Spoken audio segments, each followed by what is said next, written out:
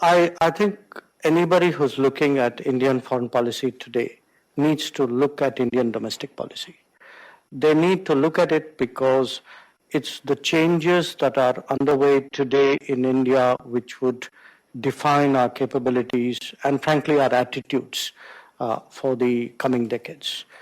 Now, there are many ways of describing it. I'll give you a short version. The normal metric of measuring progress has actually been the rate of growth. Okay, it's not a wrong metric, but it's not a full metric. The interesting change that we are seeing in India, and we've seen that very sharply over the last 5 years, is actually the socio-economic changes that are taking place. The growth of awareness, the growth of literacy, changes in gender gaps, changes in skills, changes of connectivity. The India of 2019 is very different from the India of 2014.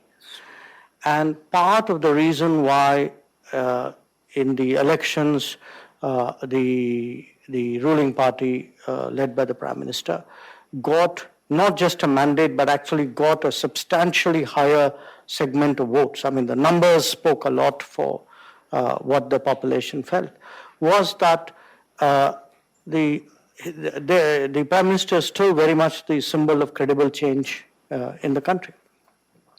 And credible change, which means people actually think something important, something discernible happened in those 5 years.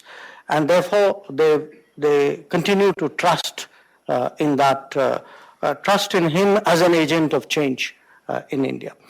And the connection I'm making is that if in the next 5 years, we are very hopeful that there's a very visible change in the human development indices of India, that there's a change in what are really the bottom line requirements, that if you can, to my mind, ensure universal health coverage, universal housing, universal literacy. I mean, these are the goals.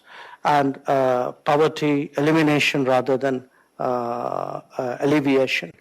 And these goals are captured by the SDG. The point really is that today it's India's performance which is going to determine the global result on SDGs. And that India which comes out, to my mind, attitudinally, capacity-wise, would be very different and would be much better positioned to play a greater role in world affairs. There will be some very unique developmental challenges because there are no set models, there are no precedents that India can follow in this path. I mean, India can't replicate China, India can't replicate Europe, so India will have to invent a development path for itself, which will be a kind of all of the above kind of very mixed, complex developmental model. But out of that, I actually see a much different society coming out, and a society which will be both capable and be more globalized than it is today.